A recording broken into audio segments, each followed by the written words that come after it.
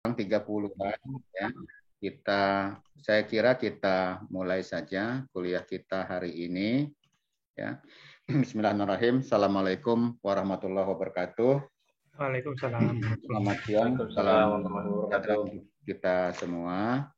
Pada hari ini kalau saya tutup yang ini, ya. Saya tutup dulu, terlalu banyak ini sukanya di laptop saya sudah nggak support. Kalau terlalu banyak yang dibuka ini tadi banyak file yang saya buka, sukanya kedip-kedip laptopnya. Saya tutup dulu semua. Kita hari ini akan membicarakan tentang ini mungkin materi yang kemarin sebetulnya, tapi nggak apa-apa. Jadi saya sampaikan dulu yang kemarin. Ini kok jadi gimana sih?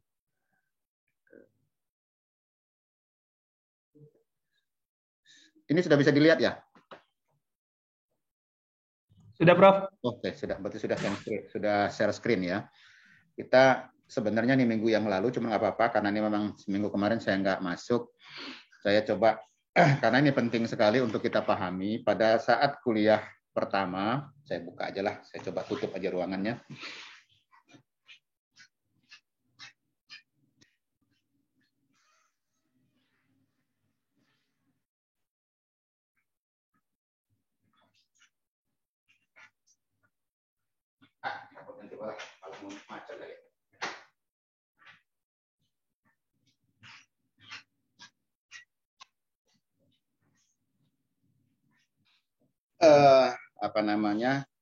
Pada beberapa kali kuliah awal sudah saya singgung bahwa dalam konteks hukum dan politik itu adalah dua bidang ilmu yang tidak bisa dipisahkan, sehingga Pak Mahfud pun membuat sebuah hipotesis di dalam disertasi beliau yang kemudian diterbitkan dalam buku Politik Hukum di Indonesia, bahwa ada hubungan atau ada korelasi antara konfigurasi politik dan karakter produk hukum. Ya, jadi kenapa? Karena memang hukum itu adalah produk politik, ya, sehingga tentu ya konfigurasi politik itu ada kaitannya dengan karakter produk hukum, meskipun ini lagi-lagi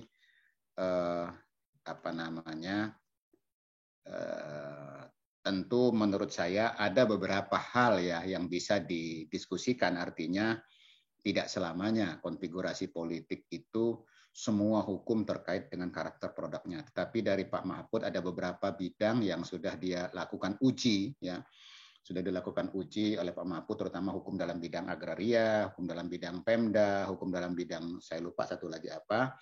Dia sudah menunjukkan bukti bahwa memang ada hubungan antara konfigurasi politik dengan produk hukum.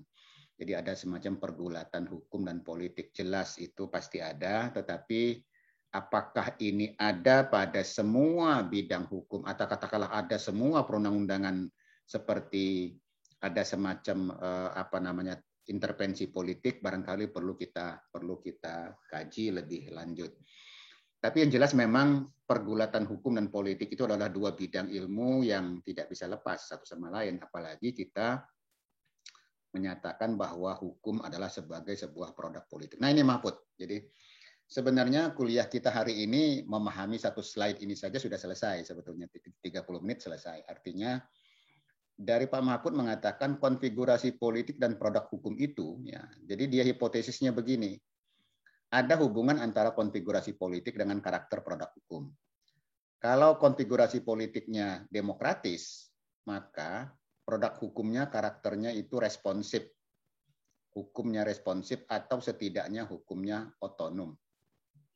Kalau konfigurasi politiknya otoriter atau non-demokratis, maka produk hukumnya konservatif atau produk hukumnya itu ortodok.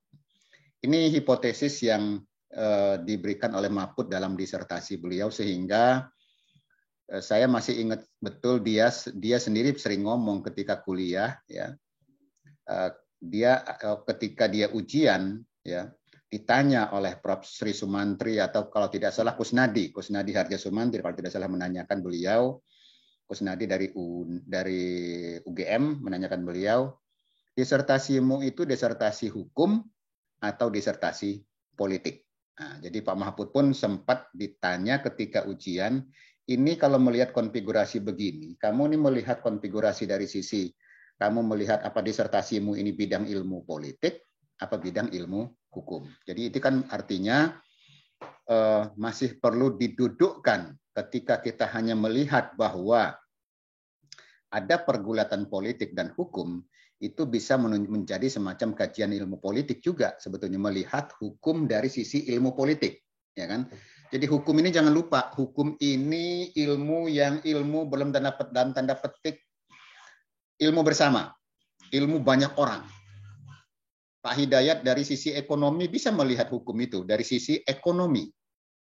Bagaimana pendekatan ekonomi terhadap hukum, pendekatan efisiensi, pendekatan cost and benefit terhadap hukum, ya.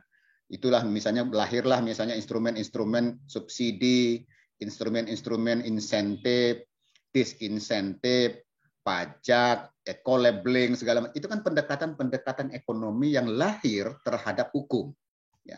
Demikian juga pendekatan politik, ya, pendekatan politik, konsep yang terkait apakah hukum itu demokratis, apakah hukum itu otoriter, bagaimana pengaruh kekuasaan, itu kan sebenarnya pendekatan politik juga terhadap hukum. Jadi nggak bisa kita lepaskan. Hukum ini ilmu banyak orang. Pendekatan pertanian terhadap hukum juga ada.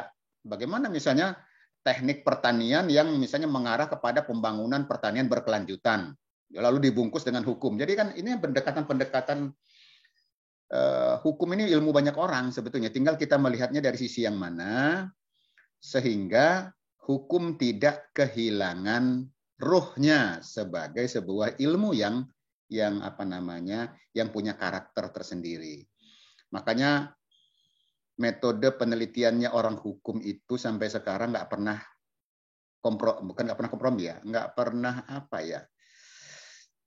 perdebatan antara metode hukum itu sampai dengan sekarang nggak pernah tuntas, nggak pernah selesai. Ya, nggak pernah selesai. Bahkan yang paling ekstrim mengatakan misalnya kalau melakukan research hukum, ya, dengan menggunakan pendekatan sosio, dalam artian sosio itu termasuk ya politik, ekonomi segala macam, lalu dia berhenti pada karakternya yang empirical, yang karakternya yang deskriptif itu, maka itu bukan penelitian hukum. Karena penelitian hukum harus balik kepada karakter hukumnya adalah dalam rangka memberikan resep, dalam memberikan preskripsi, dalam rangka menyelesaikan, memberikan resep. Sakit kepala saya sekarang ini, apa resepnya supaya sembuh? Tidak sekedar menganalisis kenapa terjadi sakit kepala. Nah itu, kalau dibedah kepalanya sakitnya karena A, karena B, karena C, karena D, karena banyak pikiran, karena nggak punya duit, segala macam misalnya, banyak. Itu pendekatan yang multi tadi terhadap hukum. Tapi kalau pendekatan hukum harus dikembalikan. Kalau begitu, apa resepnya? Oh, jangan banyak pikiran, jangan banyak begini, ini obatnya. Itulah pendekatan yang namanya pendekatan hukum yang namanya preskripsi. Jadi saya coba balik ke sini. Memang ada pengaruh, ya, konfigurasi politik terhadap produk hukum. Ya. Tetapi pengaruh itu tidak kita lihat sebagai sebuah inti dari kajian politik hukum, tapi tetap patut kita analisis. Ya. Jadi kalau kita mengatakan ada nggak pengaruh konfigurasi politik kita sekarang ini, yang demokratis ini sekarang, terhadap produk hukum kita yang sekarang, misalnya responsif, lebih terbuka? Ada. Ya. Tapi apakah misalnya karakter produk hukum yang responsif itu adalah sebagai sebuah politik hukum yang ditelurkan oleh karakter produk hukum ini? Ini harus hati-hati kita memberikan statementnya. Dalam artian begini, politik hukum itu memang politik hukum berbicara tentang tujuan, berbicara tentang arah dari produk hukumnya. Ya, arah produk hukum itu bisa ditentukan oleh arah produk hukum itu. Ya, arah produk hukum itu nanti akan bisa dilihat dari sisi karakter, boleh, ya, di situ. Tetapi kita tidak bisa melihat mengadjust bahwa misalnya politik hukum yang demikian itu ya, itu karena karakter produk hukumnya yang demikian. Saya kira itu hanya salah satu saja. Jadi misalnya karakter produk hukumnya itu konfigurasi politiknya demokratis, lalu karakter produk hukumnya itu misalnya responsif, terbuka, lalu kita mengatakan arahnya itu adalah untuk rakyat, belum tentu juga. Ya, belum tentu juga. Bisa jadi karena demokratis, karena terbuka, karena tekanan partai politik kuat, justru arahnya bukan untuk rakyat, tapi arahnya untuk kepentingan partai politik, gitu loh. Jadi ini makanya harus ada hati-hati kita memberikan semacam kesimpulan. Tapi kalau ini oke, ya. Jadi dari hipotesisnya Pak Mahfud ini saya bisa memahami bahwa konfigurasi politik itu ada kaitannya atau boleh kita katakan ada pengaruh yang signifikan terhadap karakter produk hukum. Nah ini saya di bawahnya kayaknya sih ada bahasannya dari ini. Nah dia berikan contoh seperti ini Pak Mahfudnya, konfigurasi yang demokratis. Dia ini melihat dari, saya lupa undang-undangnya 3, kalau nggak salah undang-undang pers salah satunya tidak ya.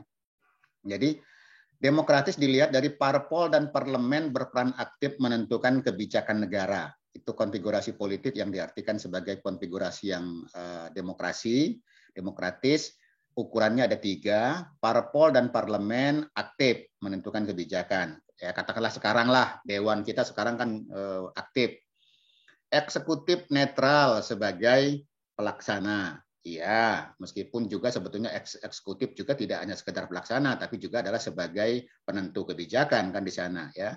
Lalu pers bebas, katakanlah seperti sekarang. Ini ukuran-ukuran antara lain ukuran yang dikatakan sebagai demokratis. Lalu sebaliknya, kalau yang dikatakan otoriter, katakanlah pada Orde Baru kali ya, parpol, parlemen itu lemah, fungsinya tidak lebih sebagai stempel saja, ya rubber stamp ya. Jadi rubber stamp ya, bukan step ya, stamp ya, cap saja ya, cap stempel aja ya. Kemudian eksekutif itu sangat intervensionis ya, dulu eksekutif heavy katakanlah gitu ya. Jadi kalau di era demokrasi itu ya legislatif heavy, kalau sekarang ini katakanlah kalau sekarang ya legislatif heavy katakanlah gitu. Kalau era otoriter, katakanlah era Orde Baru dulu, yaitu semacam eksekutif heavy, eksekutif yang menentukan semuanya. Pers terpasung, ya terancam pemberedelan. Dulu kan banyak yang majalah Tempo segala macam dibredel ya. Nah, dalam konteks itu kita lihat pasangannya. Kalau karakter produk hukumnya itu responsif itu dilihat berarti pembuatannya itu partisipatif bagi masyarakat. Ya, jadi kalau dikatakan karakter produk hukumnya responsif, itu artinya ukurannya yang pertama pembuatannya partisipatif, ada masukan-masukan, ada naskah akademik itu ada masukannya, minta ke perguruan tinggi, minta ke masyarakat, ya public hearing dan sebagainya ya. Isinya aspiratif atas tuntutan masyarakat, lalu cakupannya bersifat limitatif. Jadi dia lebih banyak sudah tertutup ya, close interpretatif. Jadi karena sudah rinci, maka tidak banyak tafsir lagi sebetulnya dari pasal-pasal itu karena sudah dibuat agak rinci. Beda dengan yang konservatif. Jadi kalau yang konservatif itu cenderung open, interpretatif. Ya, tergantung siapa yang menginterpretasikan, lentur. Nah, itu ya, kelemahan dari lentur itu. Bisa di segala medan, ya, mobilnya itu bisa di medan becek, bisa medan jurang, bisa medan ini, tapi kelemahannya itu nanti tergantung siapa yang bawa mobil itu, kan gitu kira-kira gitu ya. Kalau yang bawa mobilnya nanti yang arahnya ke A ya dibawa ke A, gitu. Jadi pembuatannya sentralistik di lembaga eksekutif, isinya positifis instrumentalistik. Nah inilah indikator-indikator untuk kita menentukan konfigurasi politik dan karakter produk hukumnya. Jadi kalau demokratis itu indikatornya 3. Parpolnya aktif, eksekutif netral, pers bebas. Sebaliknya kalau yang otoriter atau konservatif itu parpol, parlemen lemah, ya itu seperti masa-masa Orde Baru katakanlah begitu, eksekutifnya banyak intervensi dan pers tidak banyak berperan apa-apa, ya.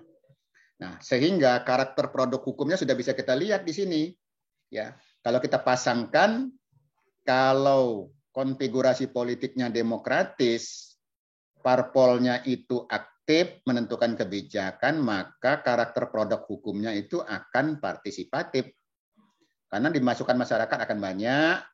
Kemudian kalau dari sisi isinya nanti akan banyak meminta masukan dari masyarakat karena dewan sudah banyak turun, masa reses turun ke bawah dan seterusnya.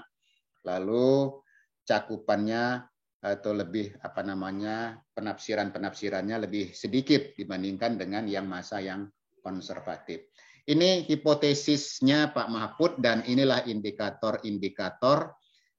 Bisa Bapak Ibu diskusikan, Bapak Ibu terjemahkan sebetulnya dalam bidang Bapak Ibu masing-masing. Apakah misalnya undang-undang di bidang tertentu, ya katakanlah di bidang penanaman modal misalnya, kita lihat undang-undang itu terbit tahun berapa, lalu kita lihat pada saat itu konfigurasi politiknya seperti apa, lalu kita lihat bisa nggak kita buktikan seperti itu, ya. Jadi seperti sekarang ya, seperti sekarang kan konfigurasi politiknya boleh kita sebut sebagai konfigurasi politik yang demokratis, ya. Era 99 katakanlah 98-99 sampai dengan sekarang boleh kita katakan sebagai era demokrasi, ya, sehingga bisa kita lihat sebetulnya apakah produk hukum yang dikeluarkan di era reformasi itu adalah produk hukum yang responsif karakternya, ya. Ini untuk kita menguji undang-undang apa saja yang bisa kita uji di sana. Nah, nanti di sana kita bisa melihat benar nggak hipotesis ini, ya.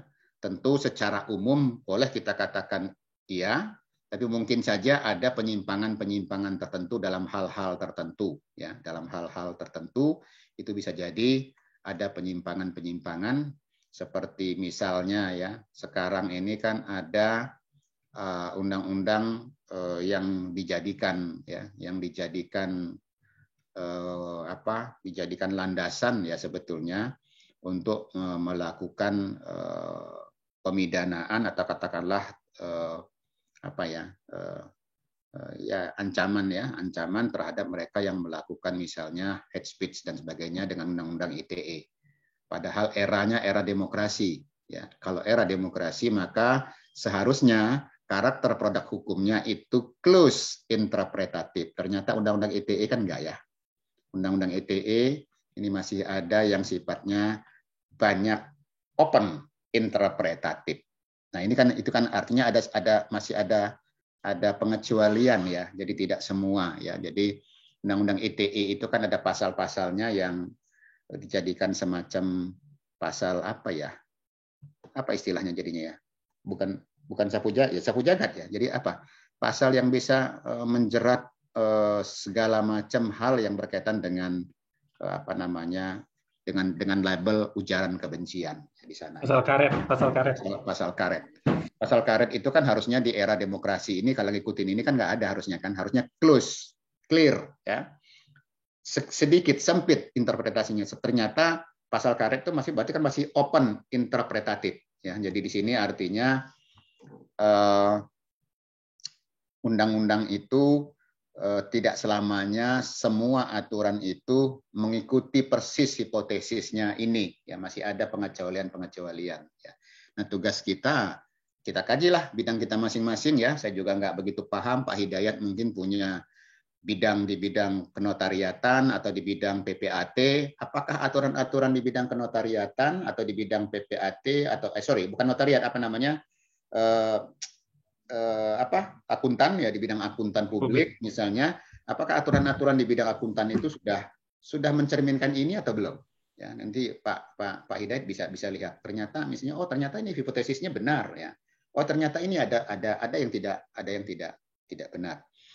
Tetapi secara umum, ya, saya terima ini karena secara umum memang Pak Mahfud juga sudah membuktikan, ya, ini, ya, dia sudah membuktikan dengan 3 undang-undang, ya, undang-undang pemilu, Undang-Undang Pemda dan Undang-Undang Agraria. Ya, dia buktikan dengan periodisasi dia lihat dari periodisasi 4559, 5966, 6698 dan 98 sampai dengan sekarang. Ya, dia sudah membuat semacam pengklasifikasian 1, 2, 3, 4. Dengan 4 ini dia coba lihat misalnya di era 4559 demokrasinya liberal, tapi sistem politiknya itu demokratis, ya kan? Ya, demokrasi liberal, sistem politiknya demokratis, maka dia lihat di situ pemilunya, justru pemilu yang paling pemilu yang paling luber itu paling itu di tahun 55 ya, pemilu 55. Jadi pemilu yang paling istilahnya paling fair, paling itu di tahun 55 gitu ya. Maka dikatakan pemilu yang responsif.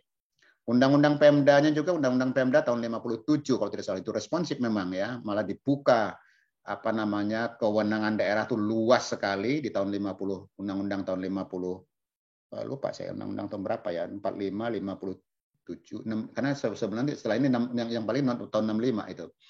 Kemudian Undang-Undang Agraria nomor 5 tahun 60 ya. Berarti di sini kan sebetulnya Undang-Undang Agrarianya sebetulnya belum sampai tahun 60 ya, karena Undang-Undang nomor 5 tahun 60 itu di rezim yang sudah yang ini ya. Ini.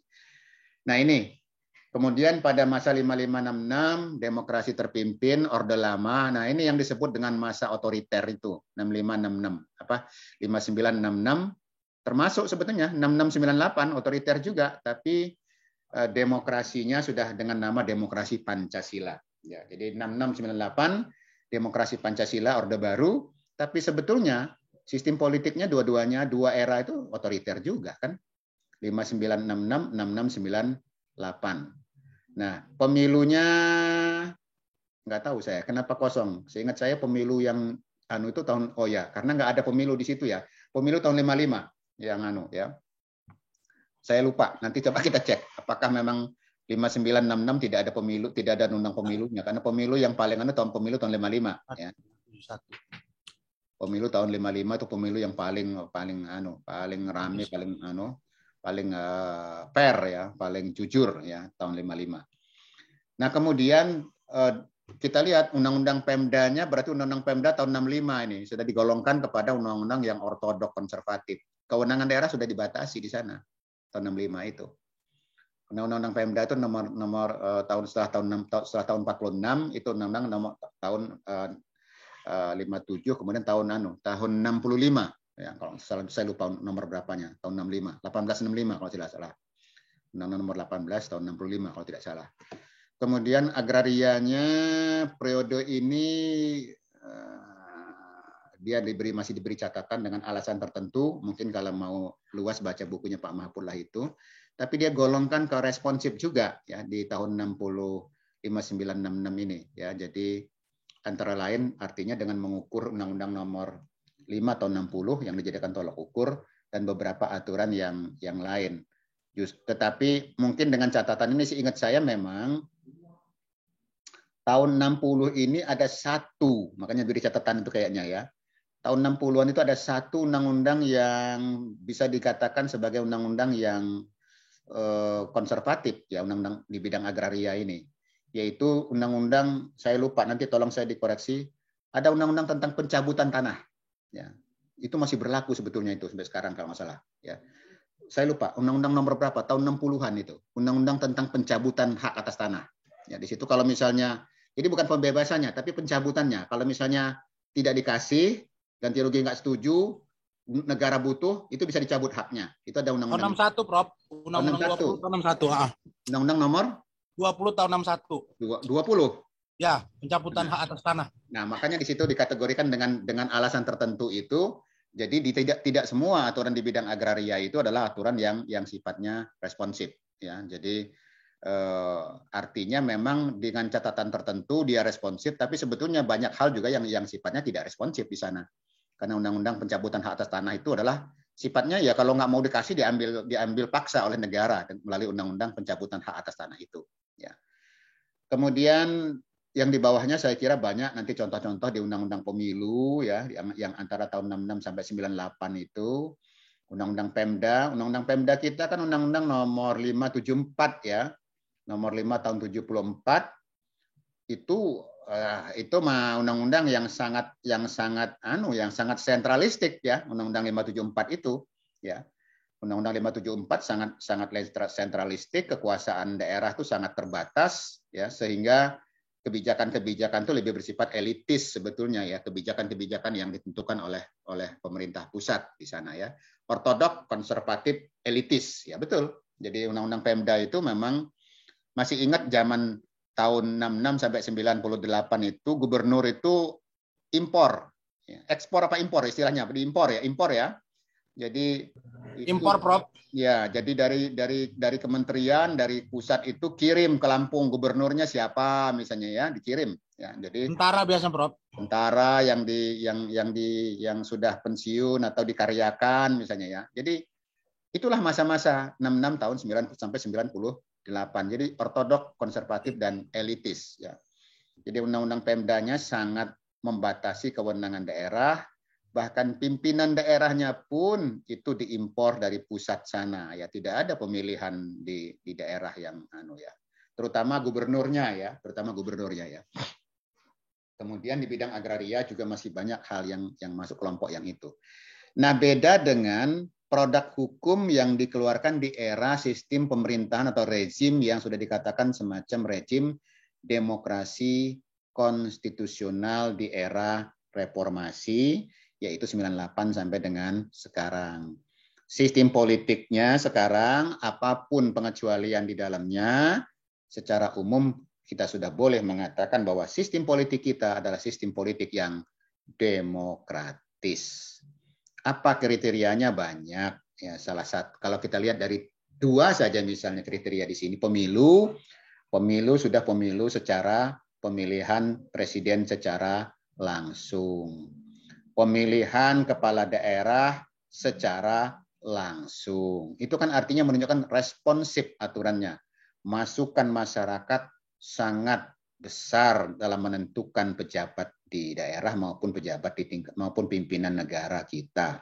Jadi pemilunya sudah pemilu yang aturan-aturan di bidang pemilu sudah masuk kategori yang responsif. Demikian juga di Undang-Undang Pemdanya.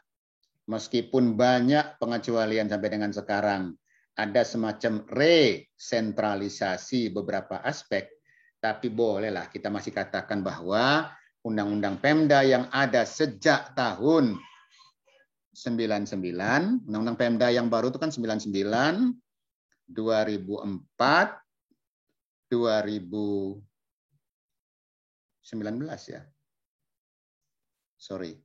Undang-Undang nomor 22 tahun 99, 32 2004, 23 2014 ya, 2014. Dari ketiga undang-undang itu secara umum masih bisa kita katakan bahwa aturan-aturan yang ada di undang-undang itu masih termasuk kategori yang responsif. Banyak memberikan kesempatan kepada daerah, kepada masyarakat untuk mengatur dan mengurus rumah tangganya sendiri.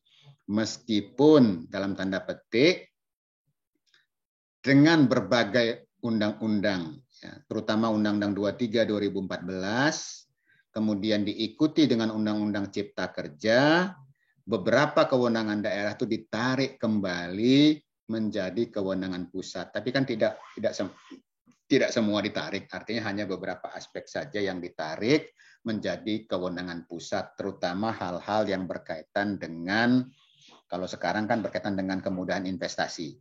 Mungkin rentang kendalinya supaya tidak terlalu panjang, tidak terlalu bertele-tele, sehingga kewenangan-kewenangan tertentu yang terkait dengan investasi itu ditarik menjadi kewenangan pusat. Tapi secara keseluruhan masih boleh kita katakan bahwa Undang-Undang Pemda masih responsif ya, dibandingkan dengan undang-undang sebelum nomor 22 tahun 9 atau sebelum reformasi lah katakanlah gitu. Jadi Undang-Undang 1865, Undang-Undang 574 itu jauh lebih kaku, jauh lebih sempit ya kewenangan daerahnya dibandingkan dengan Undang-Undang nomor 229 dengan yang sekarang lah, Undang-Undang nomor 23 tahun 2014 yang dalam beberapa hal sudah diubah ya dengan Undang-Undang nomor 11 tahun 2020 tentang Cipta Kerja. Di bidang agraria pun banyak yang sudah dikeluarkan aturan-aturan, bahkan sekarang ada aturan terkait dengan, saya lupa Pak Hidayat, ada undang-undang apa bukan undang-undang ya, apa ya, PP ya, yang mengatur tentang sertifikat elektronik ya sekarang ini. Jadi artinya pendaftaran tanah lebih dipermudah, kemudian sertifikatnya pun sudah menggunakan sertifikat elektronik ya. Jadi itu sebetulnya salah satu respon yang terkait dengan bagaimana aturan-aturan di bidang agraria ini lebih responsif terhadap kebutuhan dan perkembangan masyarakat yang ada. Jadi ini saya kira hipotesisnya Pak Mahfud ini dengan uji seperti ini, kita katakan apa yang dihipotesiskan Mahfud memang betul, meskipun kita nggak boleh juga telan bulat-bulat, saya katakan tadi. Ada pengecualian-pengecualian tertentu, bidang-bidang tertentu, bahkan di bidang ini pun, ya, di bidang agraria, di bidang Pemda, di bidang itu, ada sebenarnya pengecualian-pengecualian yang tidak selamanya mengikuti alur yang seperti ini, yang kita katakan kalau sistem politiknya demokratis, hukumnya pasti responsif, belum tentu juga. Ya. Tapi secara umum boleh kita katakan iya. Ya, secara umum boleh kita katakan iya. Nah, itulah berkaitan dengan hipotesisnya Pak Mahfud. Ya. Nah, apa pengertian responsif otonom itu sebetulnya ada. Pak Mahfud juga menggunakan kriteria apa namanya tiga pembedaan atau karakter hukum ya yang diadopsi Pak Mahfud itu dari Philip Nonet dan Philip Selznick. Ya, Philip Selznick, Philip Nonet. Ya. Philip Selznick dan Nonet ini sebetulnya dia apa namanya menunjukkan ada evolusi, 3 tahap evolusi hukum yang ada ya bagi masyarakat ya. Dia katakan ada hukum represif itu yang paling yang paling kaku ya. Kemudian ada hukum otonom dan ada hukum responsif. Dia membagi perkembangan hukum itu 3 tahap seperti ini. Nonet ini tapi harus ingat bahwa sebetulnya Nonet Selznick ini bukan apa namanya dia hanya melihat hukum dari sisi sosial sebetulnya ya, dia hanya melihat hukum dalam konteks sosial sebetulnya. Jadi tapi nggak apa-apa. Jadi ini bagus untuk kita memetakan karakter produk hukum yang represif itu yang seperti apa dia bilang di situ. Tatanan hukum yang represif itu diperlukan untuk memecahkan berbagai masalah fundamental dalam mendirikan tatanan politik yang merupakan prasyarat bagi sistem hukum dan politik untuk mencapai sasaran yang lebih besar. Jadi sistem sistem hukum yang represif pada negara-negara yang baru merdeka itu dibutuhkan justru. Ya. Jadi hukum tangan besi itu atau sistem tangan besi itu memang harus juga diperlukan. Kalau enggak, kalau lembek dari awal lembek itu biasanya agak susah ya. Jadi artinya tatanan hukum yang represif ini juga diperlukan untuk misalnya sebuah negara yang baru berdiri. Seperti kita 65, 66, 55, 66, 60 ya saya kira perlu ya. Kalau enggak ya nggak bisa juga ya. Kemudian tatanan hukum yang otonom itu sudah tatanan hukum yang dibangun atas hasil-hasil tatanan hukum yang sudah mulai mapan tadi sebetulnya ya. Lalu tatanan hukum yang responsif itu adalah perkembangan terakhir yang bertumpu pada ya konstitusional cornerstone rule of law, tahap persamaan di hadapan hukum dari hasil tatanan. Jadi kalau yang ketiga ini ya artinya tatanan hukum yang sudah mulai hukum yang mapan di sebuah negara ya yang sudah melandaskan diri pada kalau dia menggunakan istilah rule of law, menggunakan istilah kalau kita pakai istilah negara hukum aja deh ya. Kalau kita pakai istilah negara hukum lebih aman karena kita tidak menggunakan istilah rule of law dan kita tidak menggunakan istilah Restat. Kita menggunakan istilah yang di tengah atau katakanlah yang berbeda sama sekali dengan itu ya silakanlah istilahnya kita menggunakan istilah negara hukum ya ala Indonesia kan gitu ya. Nah, jadi ini ya represif itu ya hukum yang keras, yang kaku, yang otoriter. Sementara yang otonom sudah mulai menunjukkan adanya keterbukaan, ya, karena sudah mulai ada kemapanan, tetapi masih sangat terbatas. Lalu sistem hukum yang responsif itu sudah mulai banyak memberikan respon, masukan, menerima masukan dari masyarakat, ya, karena dia sudah mulai menegakkan beberapa ciri khas atau beberapa karakter dari hukum yang negara hukum modern yang dikenal dengan the rule of law itu. Jadi ini ciri dari, sebetulnya istilah-istilah responsif itu munculnya dari Philip Nonet dan Philip Selznick sebetulnya, tatanan hukum yang responsif itu. Kalau Pak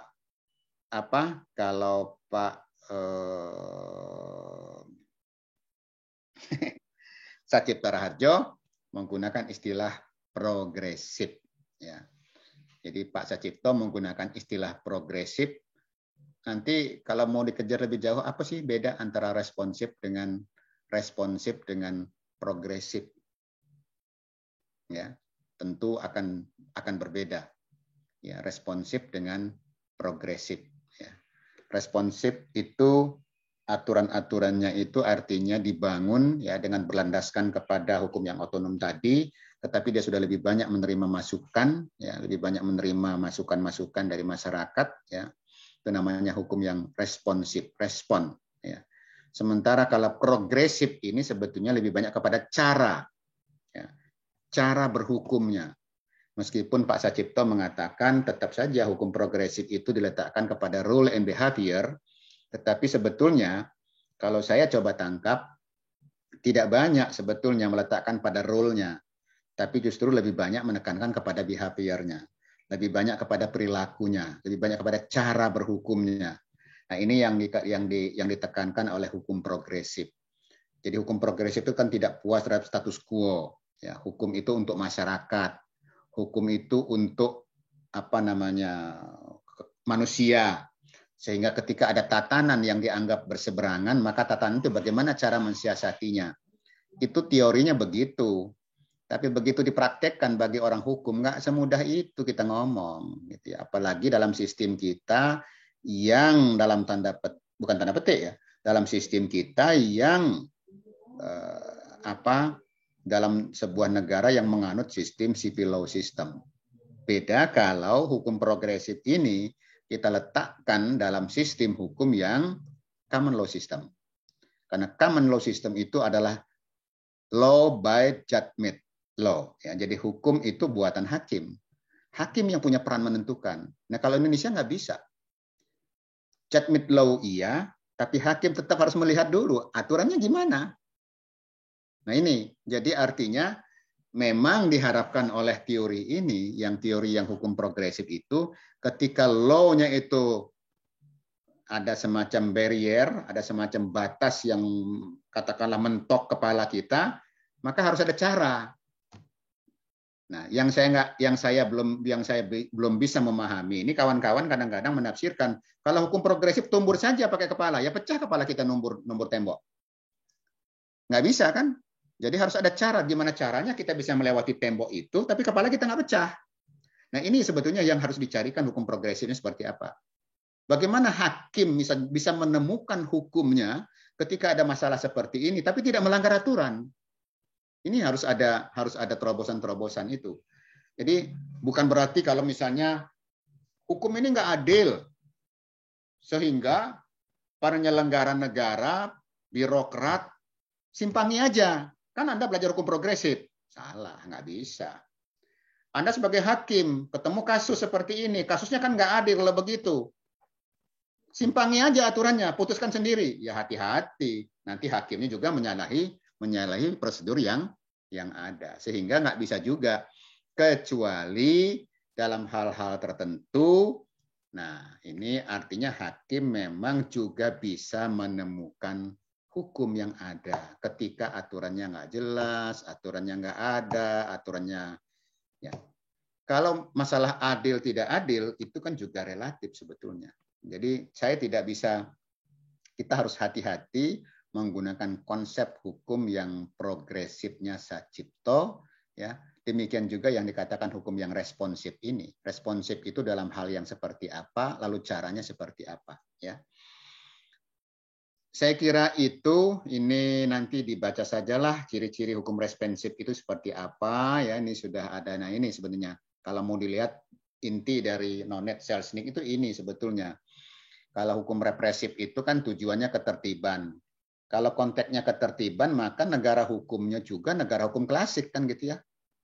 Artinya konsep negara hukum yang dianut di negara itu dengan hukum yang ada itu ya negara hukum yang hanya sekedar untuk menjaga ketertiban dan keamanan saja. Hukum tidak banyak digunakan untuk yang lain-lain. Pokoknya gimana caranya masyarakat ini tertib, teratur, titik. Itu tujuan hukumnya kalau begitu kan represif. Tapi kalau tujuan hukumnya sudah responsif, itu lebih berorientasi pada hukum ini untuk apa selain tertib itu.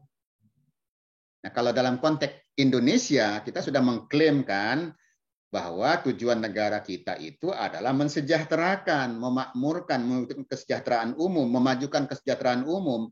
Maka sebetulnya tujuan hukum kita tidak lain adalah kesejahteraan juga.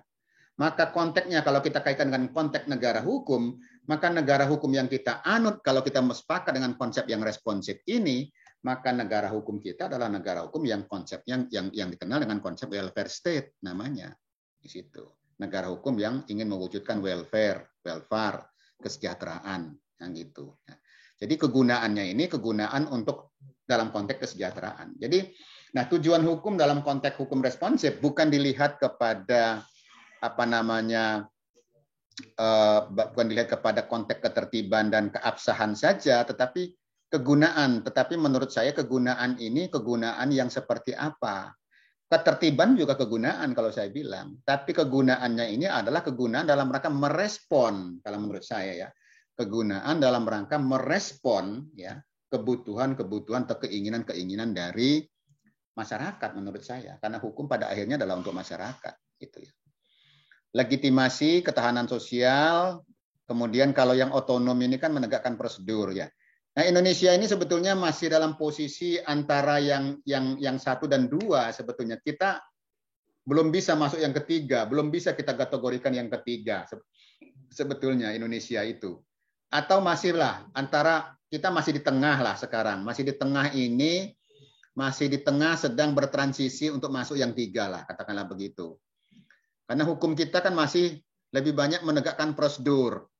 Kalau sudah sesuai prosedur, adil. Kan gitu ya. Jadi kita lebih banyak menerapkan prosedur-prosedur yang ada, sehingga kalau sudah dilaksanakan sesuai prosedur, itulah dianggap sebagai sebuah keadilan. Beda dengan yang responsif.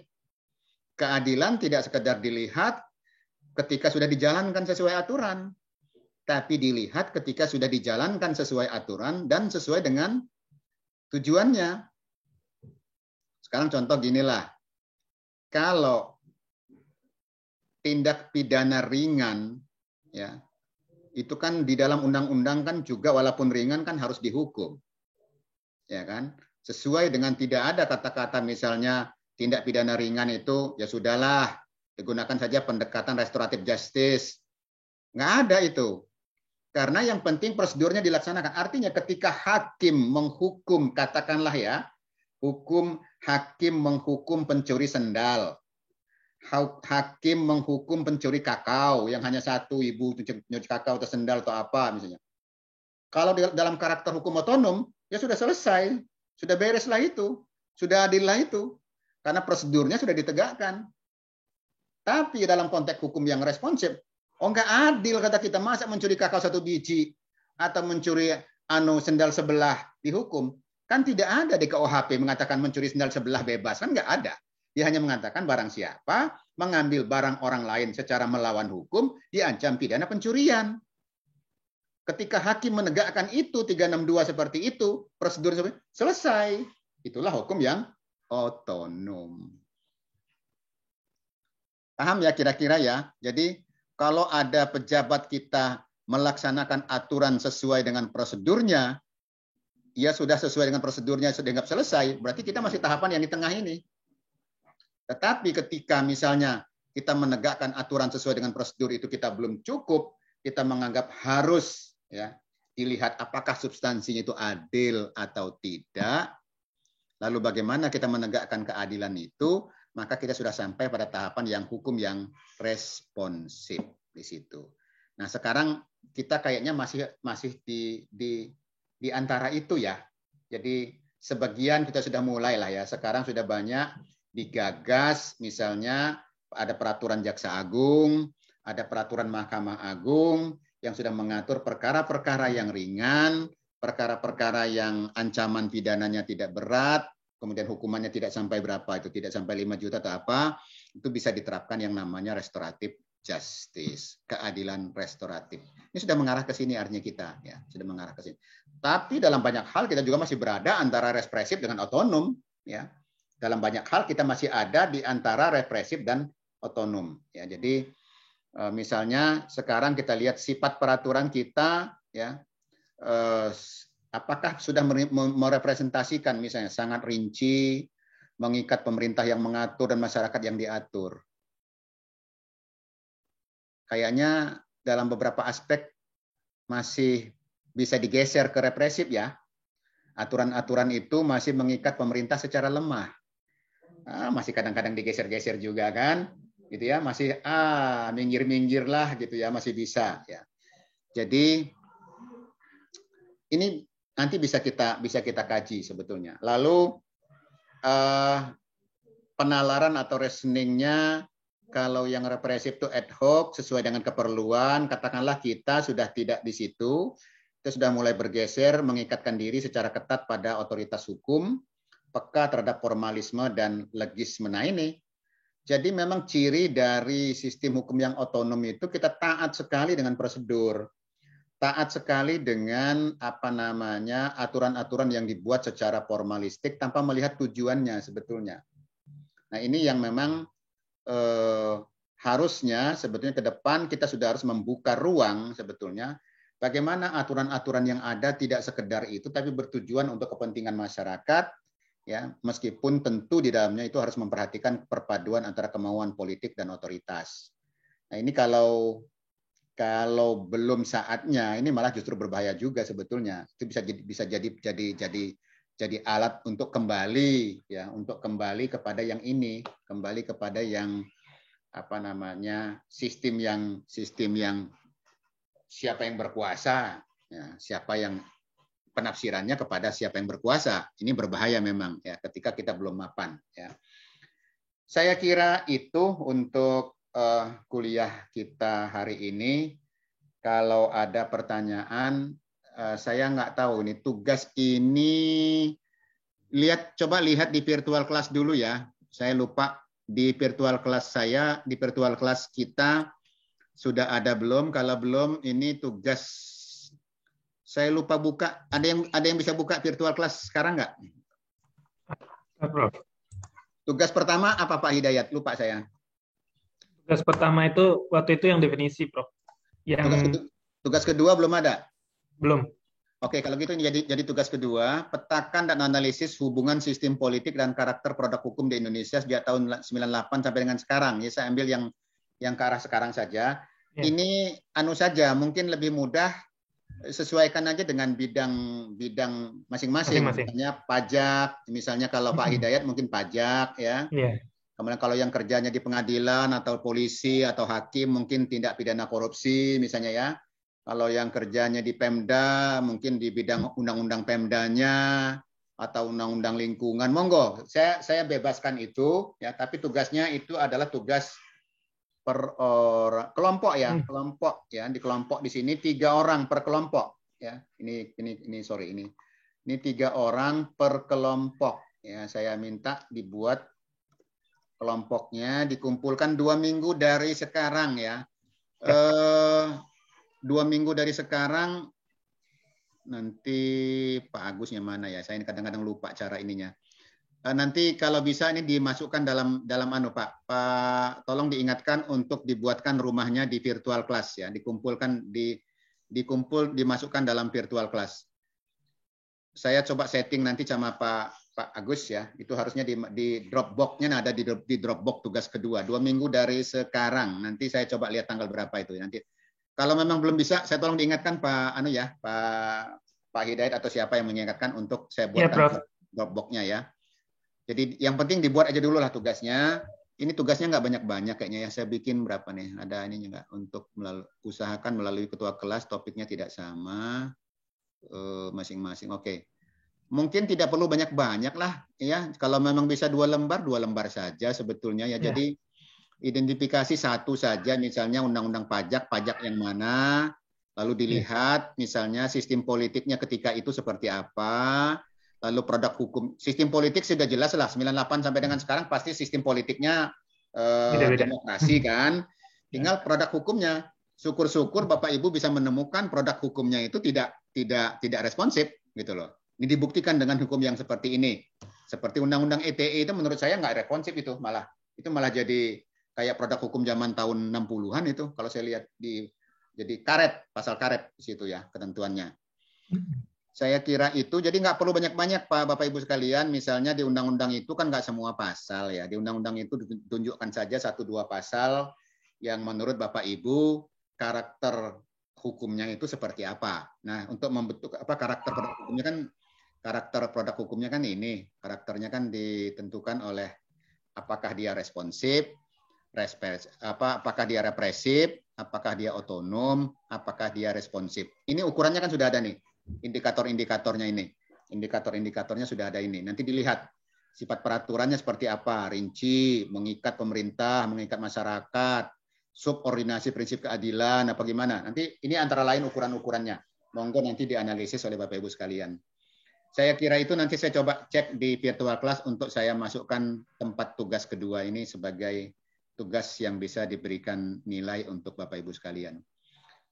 Saya kira itu untuk kalau ada pertanyaan mungkin saya kasih waktu 2 menit, 3 menit. Saya persilakan. Prof, nanya dikit Prof. Yang slide sebelumnya Prof. Nah, kalau ini kan ada yang berkaitan dengan represif, otonom, responsif, habis itu kan yang berkaitan tadi dengan yang apa Prof, yang istilah progresif ya Prof ya? Oh, istilah hukum progresif ya? Iya, istilah hukum progresif. Kalau saya baca-baca, berarti kalau misalkan progresif itu sebenarnya tatanan masyarakatnya kan harus sudah siap tuh Prof. Ya. Ya, kalau misalkan kayak Prof bilang tadi represif itu untuk negara yang baru, tatanan hukumnya belum terbentuk, ya perlu penekanan-penekanan. Ya. Kemudian sudah mulai sadar hukum, kemudian prosedural pergerakan sudah ada, kita masuk ke otonom. Ya. Nah, setelah orangnya sadar bahwa prosedural itu penting, semuanya tidak ada yang melanggar, masuk ke responsif. Ya. Nah, setelah responsif, kalau masyarakat tahu kebutuhan dia akan hukum, kemudian tahu kepentingan hukum itu untuk kepentingan mereka bersama, barulah masuk progresif. Itu kan Prof kira-kira tahapannya kan Prof?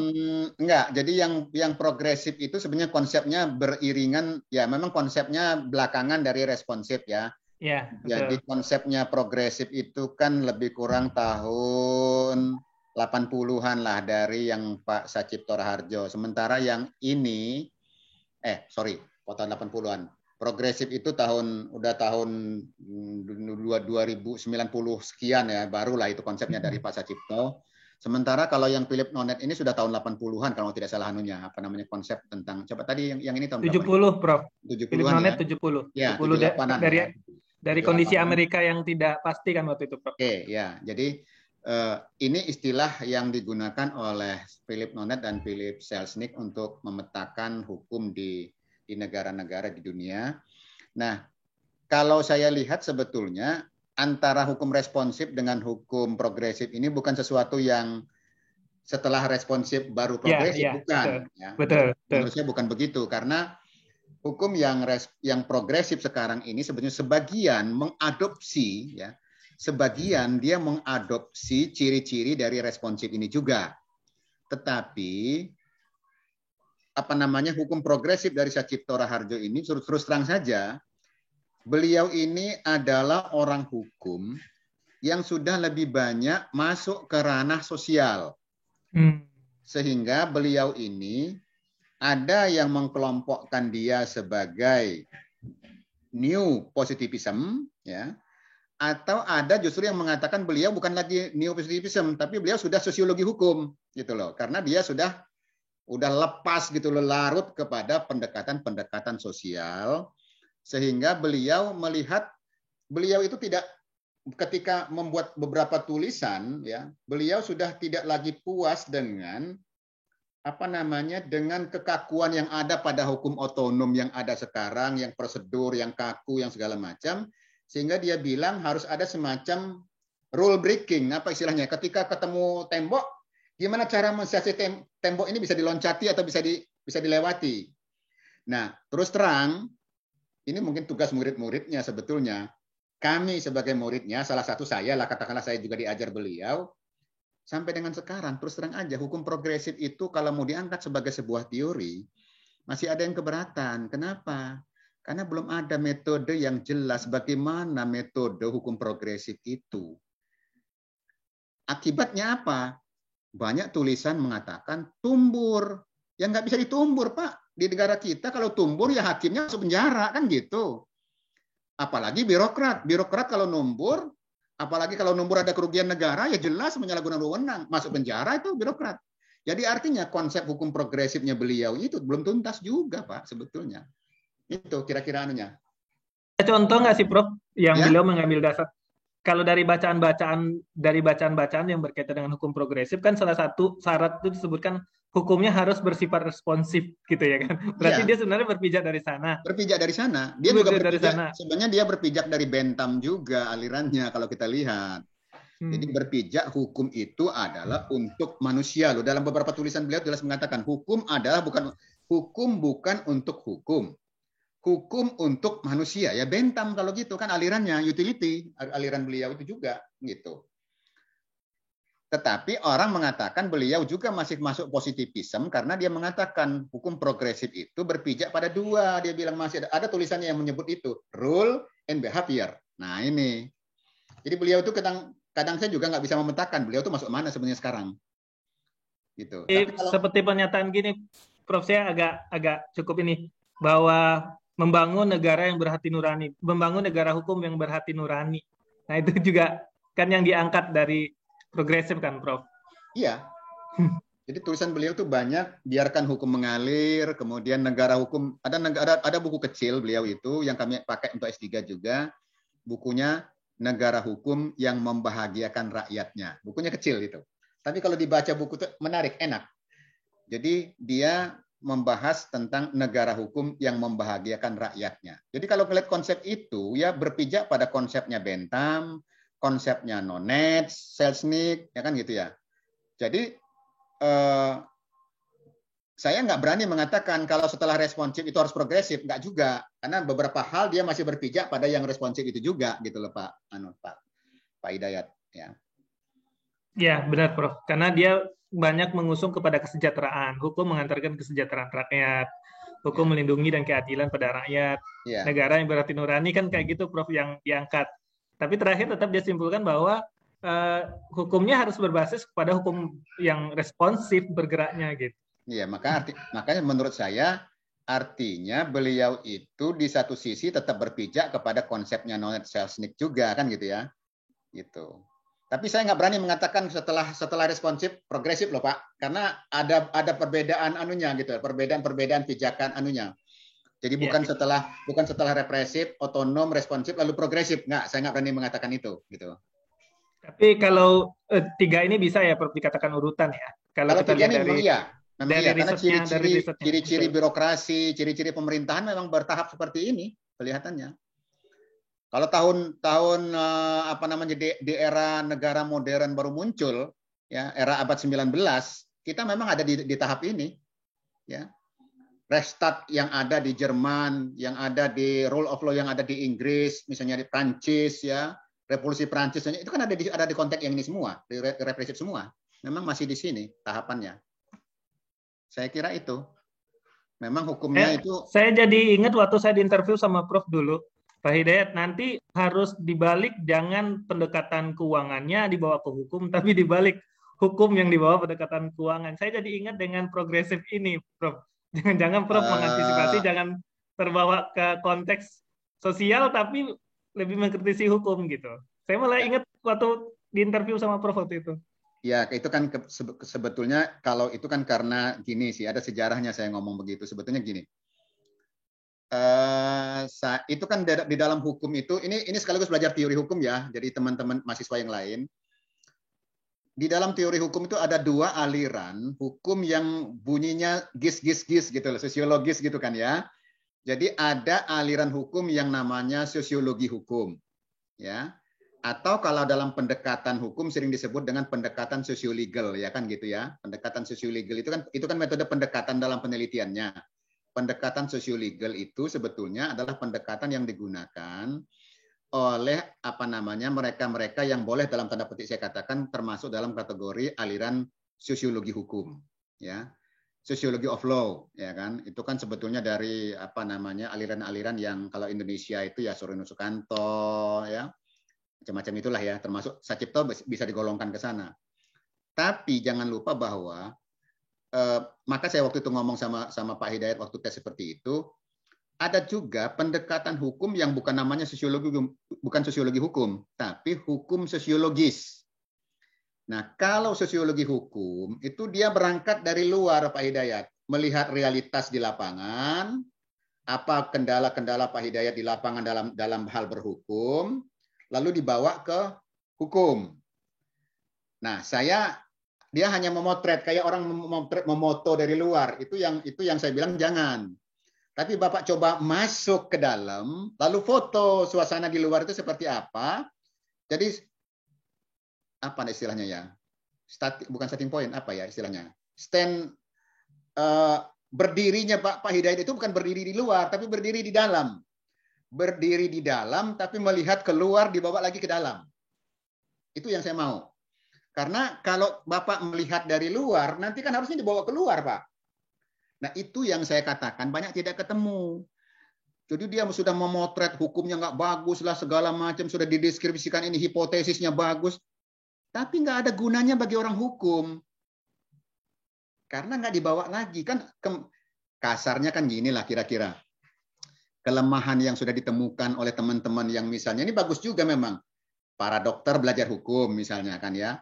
Tujuannya kan harusnya bukan untuk apa-apa. Bagaimana misalnya temuan-temuan dia ini bisa memperbaiki hukum yang terkait dengan kedokteran kan itu. Termasuk cara berhukumnya para tenaga kesehatan. Kan harusnya gitu. Pak Hidayat juga begitu belajar hukum, aturan-aturan yang ada di bidang perpajakan, yang ada di bidang akuntan publik itu dibedah dari sisi Bapak nggak apa-apa. Tapi harusnya nggak selesai. Tapi Bapak balikkan lagi ke hukumnya. Harusnya cara berhukumnya begini. Konstruksi hukumnya harusnya begini. Harusnya nanti praktiknya akuntan itu begini. Jadi itu yang saya katakan pendekatannya jangan pendekatan yang sosial terhadap hukum kalau saya, tapi coba digabungkan lagi dengan pendekatan hukum terhadap sosial. Jadi kalau orang ekonomi itu kan ada Posner, itu kan pendekatan ekonomi terhadap hukum. Nah, harusnya dibalik. Sekarang bagaimana orang hukum belajar tentang ekonomi? Balikkan ke hukum. Nah, itu melihat bagaimana sistem perpajakan, bagaimana sistem akuntansi, bagaimana sistem dia kaji kelemahan-kelemahannya, lalu dia balikkan ke hukum lagi, gitu. Jadi itu Pak Hidayat anunya. Tapi ini berarti tidak terbatas untuk Pak Hidayat ya, untuk Pak Ardi semua yang teman-teman yang misalnya yang profesinya bukan hukum atau katakanlah hukum, dia ingin melihat saya pengacara, saya pengen lihat dari sisi prakteknya bagaimana beracara, silakan ya. Tapi sekali lagi nanti potret itu ketika dibawa ke kita, katakanlah nulis tesis atau nulis jurnal atau nulis artikel yang lain, gunakan itu sebagai bahan saja untuk dipotret oleh sebagai seorang lawyer gitu, sebagai seorang hukum gitu loh. Sehingga nanti ada manfaatnya bagi orang hukum.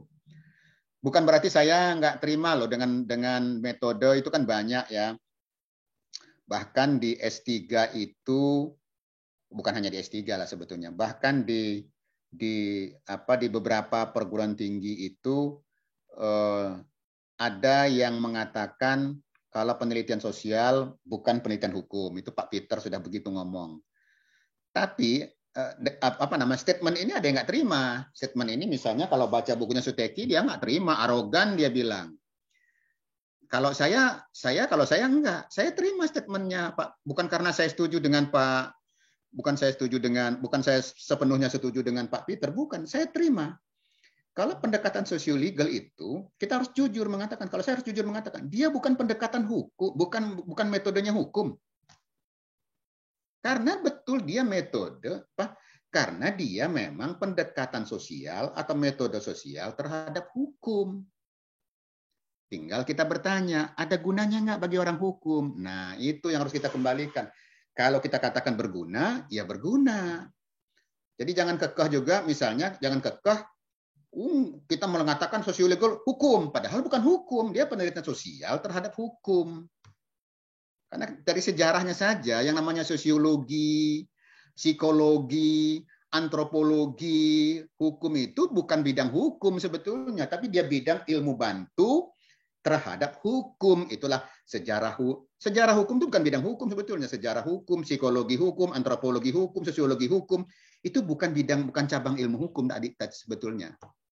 Tapi dia berguna nggak bagi hukum? Sangat berguna untuk perkembangan atau pengembangan ilmu hukum.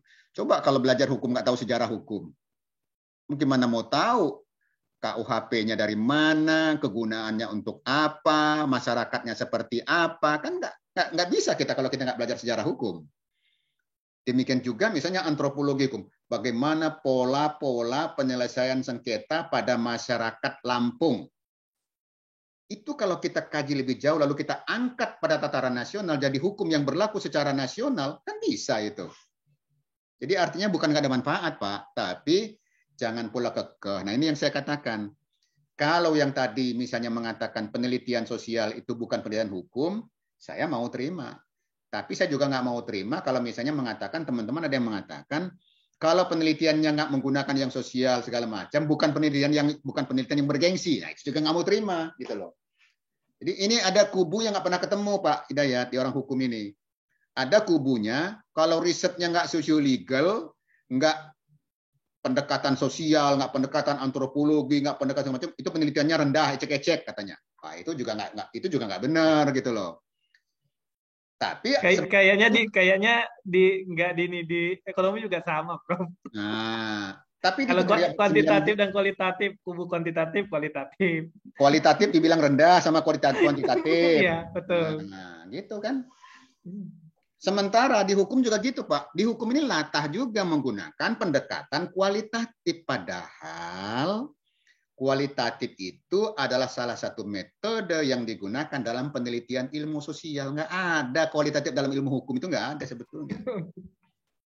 Mau dipakai nggak digaduh-gaduhkan? Boleh, nggak usah ribut, pakai aja. Tapi porsinya digunakan secara benar. Kualitatif itu kan sebetulnya gini sih, kalau ada angka, kalau ada apa dideskripsikan, diuraikan, ya, dideskripsikan kan dijelaskan.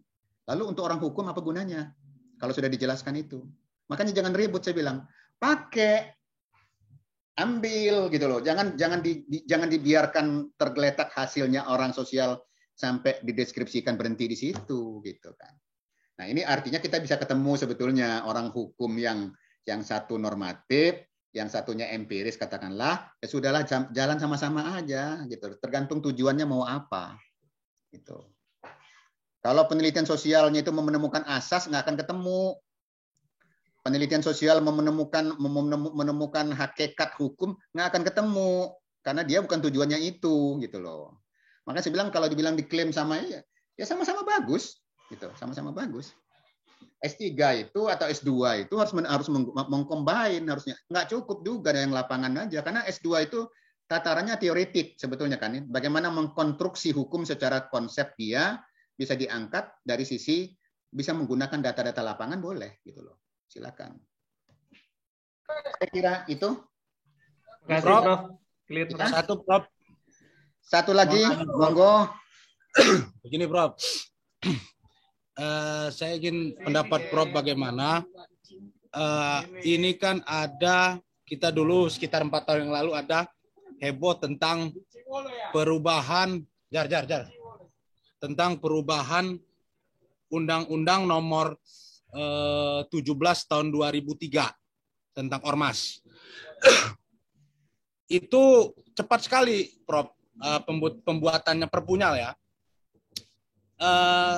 Kalau saya lihat di undang-undang itu mengurangi daripada hakikat demokrasi itu sendiri, dikaitkan dengan pasal 28 konstitusi kita, tentang kemerdekaan berserikat, berkumpul, mengeluarkan pendapat baik lisan maupun tulisan yang diatur oleh undang-undang.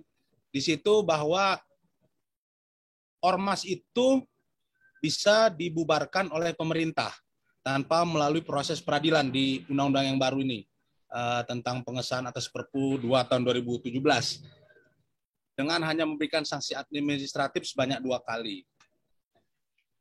Yang kedua, dikaitkan dengan undang-undang yayasan yang kalau kita boleh hampir sama lah ormas dengan yayasan, artinya waktu pembuatannya, yayasan itu tidak dirubah, tetap yang bisa membubarkan itu tetap pengadilan, bukan pemerintah. Nah, jadi di sini dan juga mengenai pidana yang ada di dalamnya, kalau saya lihat luar biasa tinggi gitu. Jadi kalau dihubungkan dengan yang ciri-ciri hukum represif, otonom dan responsif ini masuk ke kategori mana itu, Prof? Penyimpangan ini. Nah ini. Jadi tolong dikaji, itu artinya eranya kan era demokrasi itu harusnya. Iya. Harusnya era demokrasi. Kalau era demokrasi harusnya hal-hal seperti ini kan nggak boleh dengan tangan besi begitu membubarkan ormas. Iya. Harusnya diserahkan ke pengadilan. Betul. Ya itu dianalisis aja Pak Ardian, sudah ketemu itu tugasnya, udah jadi itu. Tesisnya udah jadi. Analisis artinya kan hipotesis ini tadi dari awal sudah saya katakan, pasti tidak semuanya persis hipotesisnya seperti ini Pak. Iya. Pasti ada pengecualian-pengecualian. Nah, salah satu pengecualiannya kan di Undang-Undang Ormas, sudah kelihatan itu Undang-Undang Ormas. Iya. Undang-Undang ITE juga ada pengecualian itu. Undang-Undang ITE juga gitu kan itu. Di era yang sekarang tapi itu pasalnya pasal karet itu. Iya. Undang-Undang ITE. Jadi itu artinya ini kan hipotesis secara umum ya kan. Tergantung nanti kalau misalnya Pak Mahfud mengujinya dengan Undang-Undang Pemilu, Undang-Undang Pemda, Undang-Undang Agraria terbukti, Bapak bisa punya hipotesis lain. Hipotesisnya mengatakan bahwa konfigurasi politik tidak selamanya mempengaruhi karakter produk hukum. Nah, itu hipotesis Bapak itu kan gitu. Tapi justifikasi dengan undang-undang lain. Tunjukkan undang-undangnya, undang-undang yayasan, undang-undang ormas, kalau undang-undang ITE Prof, gitu. Prof nilai, maaf Prof ini kan perspektif ya, bukan saya ini. Nah. Pemerintah kita yang sekarang ini bagaimana Prof? Demokratis responsif apa konservatif, Prof? Kita nggak bisa lihat dari sisi satu undang-undang, Pak. Oh iya. Iya, undang-undang kan ratusan. Ya. Yang Bapak tunjukkan kan cuma undang-undang ormas, ya. Kemudian undang-undang misalnya ITE, dua undang-undang itu kita nggak bisa mengadjust dua undang-undang itu, kita mengatakan yang sekarang ini tidak demokratis. Kayak undang-undang Prof terakhir ini yang heboh ini undang-undang Cipta Kerja kan ya. Ya, Cipta Kerja itu di satu sisi masih Pak, artinya memang dalam hal-hal tertentu dia dia pro investasi karena kita mau mendatangkan investasi. Tapi sebetulnya konsep demokrasinya masih banyak di dalamnya Pak, masih banyak, masih dibuka kesempatan-kesempatan bagi masyarakat dan cuma memang ini yang istilahnya ya, kayak aturan kita maju mundur gitu. Kita sudah mungkin maju. Undang-Undang Cipta Kerja ini ada agak mirip dengan Undang-Undang Penanaman Modal awal Orde Baru ya, Prof ya? Sebagian. Iya, yang mengabaikan lingkungan segala macam, Prof, yang demi investasi. Prof.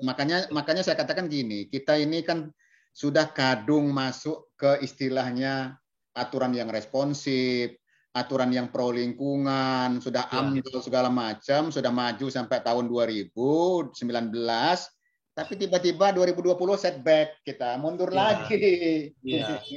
Benar, Bro, benar. Izin lingkungannya dibatasi. Kan bisa dicari solusi yang lain sih, Prof, ya kan? Karena lingkungan itu kan ya bahaya kan untuk ini, kalau nggak ini kan bisa bencana. Ini menarik untuk ditulis tesis, untuk ditulis publikasi, Pak. Ya. Jadi sebetulnya ibaratnya kita tuh sudah mau tinggal landas, tiba-tiba rodanya macet, mundur lagi dikit. Nah, nggak jadi naik Pak, kita mundur lagi Pak kita Pak. Ya namanya utang makin besar Prof ya bagaimana? Nah itu kan tahu. Kita orang hukum tentu kita lihat dari sisi hukum aja. Kalau kita lihat dari sisi yang lain-lain kan banyak. Dari sisi politik kita nggak tahu, tekanan politik luar biasa. Betul. Tekanan politik di era global ini kita nggak bisa Nggak bisa maunya kita AA gitu saja. bisa, Tekanan Cina, tekanan Amerika, macam-macam. Itu banyak tekanan ke kita. Banyak. Tapi oke lah, kita lepas itu sebagai orang hukum. Kita coba jernih melihat, oh hukumnya harusnya begini, tapi ternyata enggak. Itu aja. Ya mungkin kita bisa kembali ke zaman Orde Lama tentang nasionalisme, Prof. Yang memang perlu yang sekarang ini. Iya. Saya kira itu dulu ya. Nanti ya, minggu depan kita lanjut. Saya akhiri dulu kuliah hari ini karena saya ada janji 3:30, ada keperluan keluar bentar. Ya, Prof. Mungkin itu nanti minggu depan kita bisa diskusikan lebih lanjut. Terima kasih. Terima kasih, Prof. Sehat-sehat selalu, Prof. Amin. Amin. Amin, amin. Prof. Ya, saya lab ya. Ya, Prof. Masih, Prof. Tongoro masuk sini, goblok. Iya, Prof. Sani.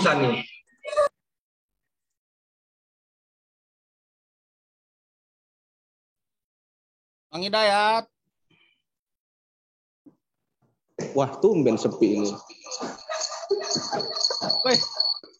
Bang Sija. Mana kabarnya Bang Ardian? Alhamdulillah sehat. Bang Sija, apa kabar, Bang? Aneh udah RP udah lagi. Lagi ngedraft NA ya, Bang?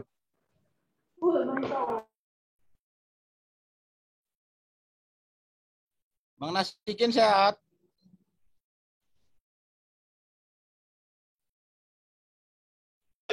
Sehat bang, alhamdulillah bang. Kantong sehat. Jadi ini bang, nggak fokus bang. Kantong sehat, Bang Nasikin. Kantong alhamdulillah ini rekening siap sedia dikirim bang. Oh iya. Kalau soal isinya ya, ini banknya belum laporan ke kita bang. Berapa isinya? Iya.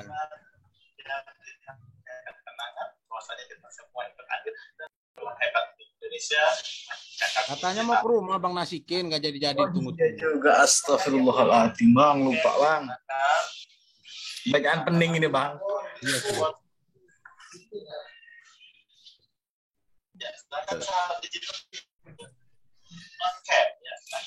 Terlebih dahulu ya apakah saya juga Ada Bang Ardian. Hah? Ya, kita akan foto bersama dalam hitungan ketiga. Akan pancarkan aura cantik dan tampan ya di kamera utama ya. Oke.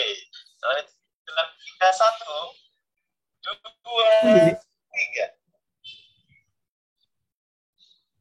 Oke, itu sesi pertama. Oke. Sesi kedua, boleh sahabat digitalku menambahkan jarinya seperti ini sebagai tanda bahwasanya kita mendukung program literasi sebab kita akan digital ya. Oke, dengan hitungan ketiga kita foto bersama. 1, 2, 3. Yoi. Nah, siapa kelompok kita ini? Aku sama antum, aneh sama antum ya. Yang mana? Kelompok politik hukum. Boleh. Udah, gua udah ini ya. Sudah mendaftar ya. Satu lagi Nasikin aja, bertiga udah.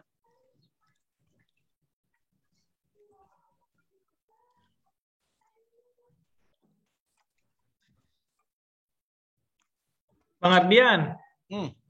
Ada produk baru. Apa itu? Mariman. Apa itu? Ini kacang oven. Apa itu bang? Ini renyah manis gurih. Apa nih keciput? Berapa harganya? Berapa harganya, Wi? Ntar dicek bagian logistik baru sampai.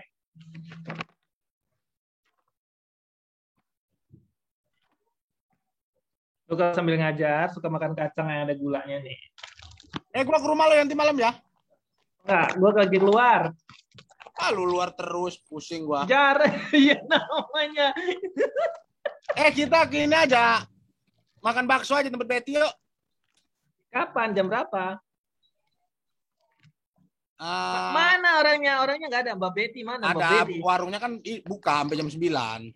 Yang lain diajak dong, yang lain. Mbak Betty. Mana Mbak Betty? Share dong lokasinya. Halo Mbak Betty Eka Wahyuni. Ya udah nanti gua tunggu ya. Gua paling nanti habis Bu Nikmah, habis kelas Bu Nikmah gua ke sana. Iya, sudah yang lain diajak dong. Gua lagi nggak ada duit. Lu mau ngajak-ngajak yang lain, gua nggak ada duit ini. Ada gua lagi nagih utang tadi nggak orangnya lagi COVID katanya, lagi Iya, susah. ngajak doang apa nggak pakai duit? Yang lain kita mau ke tempat Mbak Betty, siapa yang mau datang gitu. Ini dekat ini loh, kawan-kawan, adik-adikku sekalian di apa dekat YP Di mana Unila, tuh, Bang? dekat YP Unila. Dari YP Unila arah ke Persit ya kan?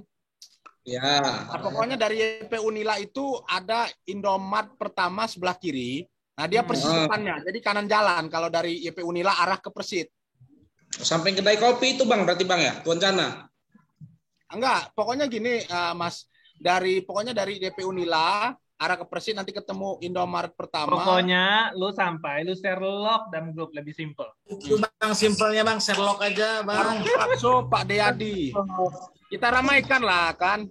Artinya Bang, kawan siap, kita Bang. sendiri punya usaha kan. Ya, gue juga, kalau gue seneng kalau ada kawan punya usaha, dengan kita main di sana. Ya. Ya kan, tempat orang kan juga Sama kita. ini. Kalau mau ngopi-ngopi santai, ini gua lagi tempat abang gua ini di dekat rumah Haji Samsudin yang ras yang di Wehalim, dekat Kampung Bambu. Ke sini ya. Kalau Sherlock mau dong. ngopi-ngopi. Sherlock.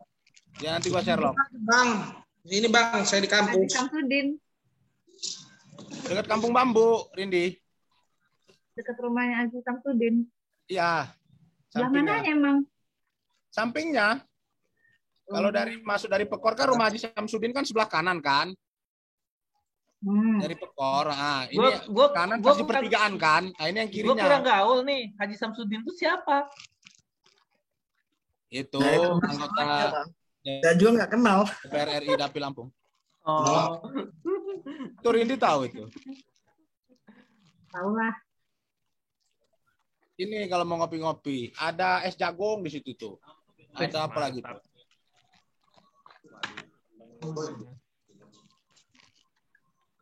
Ya udah, Bang Hidayat, gua nanti ke sana. Makan mie tek-tek gua. Sherlock aja. Yang lain kita tunggu, merapat. Yang lain ya. Nasikin, traktir abang Boleh, ya, Bang. nasikin ya. Ya Bang, nanti gua ke bank dulu Bang, gua ngerampok dulu Bang. Oh, lo mie tek-tek aja pakai ngerampok. Nanti saya ke sana sama Mas Ijo. Sekarang Bang. Cuman 15.000 kok. Ya Bang, nyantai aja bercanda Bang. Sedekah, nasikin. Berarti Bang Ardian, kalau dilihat dari konstruksinya, lu penyebabkan orang lain melakukan pelanggaran hukum, permintaan lu. Nah, satu pelaku berarti. Jadi ada di RUU KUHP yang baru, ya kan, RUU KUHP itu. Bahwa apa namanya? Lupa gua, kata Prof Omar S. Yaritz itu bahwa gimana ya? Bisa jadi korban itu yang menyebabkan pelaku melakukan kejahatan. Nah, itu desakan itu. Contoh Undang-Undang ITE. Misalnya kita nagih utang ke kawan kita. Nggak direspon sama dia. Akhirnya kita buat status. Ya kan? Kan kesel kita kan nggak direspon. Kita buat status. Kita kena, kita jadi pelaku kan. Tapi kita bisa dimaafkan. Karena kita melakukan itu karena itu tadi tindakan daripada korban. Kita akhirnya melakukan suatu tindak pidana. Itu ada di RUU KUHP yang baru itu, yang belum disahkan. Itu. Makanya besok kalau mau bikin begitu, pakai akun bodong, terus pura-pura ngomong, "Woi, lu udah salam dari Ardian, bayar utang lu sama Ardian." Nah, pakai inisial. Bayar utang lu yang lu terima di warung kopi waktu itu. Jangan usah sebutin nama. Bayar utang lu yang lu terima di Mie Aceh kemarin. Nilainya sekian ke Ardian. Yang ngerasa aja. Gitu misal. Ntar gue ajarin tekniknya.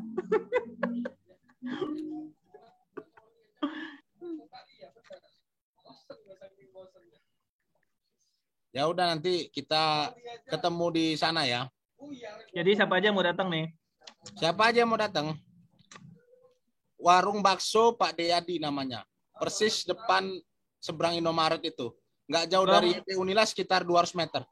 Tolong para influencer divideokan, dinaikkan, diviralkan. Gitu. Mbak Betty-nya mana Mbak Betty-nya? Ada dia tadi cuman lagi ini kali, lagi udah tutup video mungkin.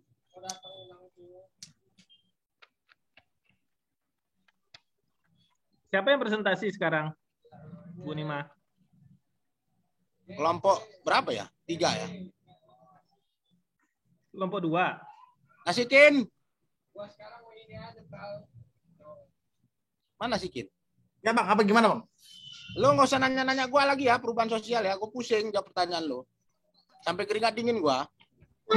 Bisa gitu Bang. Tinggal dijawab simpel, cari tahu sendiri gitu Bang. Assalamualaikum warahmatullahi wabarakatuh. Jadi ceritanya gue ini zooman tiga tempat Bang. Semua yang sudah Jadi ujungnya nggak ada yang masuk ini, mau yang mana zoom yang mana ini yang masuk. Lu ngomong 3 tempat, gue baru ingat gue juga ada meeting sama ya. Berry. Gue baru ingat gue juga punya meeting sama Berry, baru ingat gara-gara Nasikin bilang 3 tempat, baru lupa telat gue masuk. Alhamdulillah udah berubah. Kayaknya di kelas kita ini ada senior kita ya. 2 orang ya. Siapa? Tadi Menurut ada senior itu cuma angkatan abang berdua 20. itu ya Bang. Ya kalau tua mah ketuaan gua dari beliau itu, cuman kan dari masuknya kan. Asikin. Lo tadi pantau nggak yang masuk 2 itu? 2 mana Bang? Tadi ada 2 itu. Saya nggak mantau Bang. Mantau ya? tapi dengan PKS kemudian Ada mantri tadi. dari unit dalam hal ini atau mantri PIC pasar.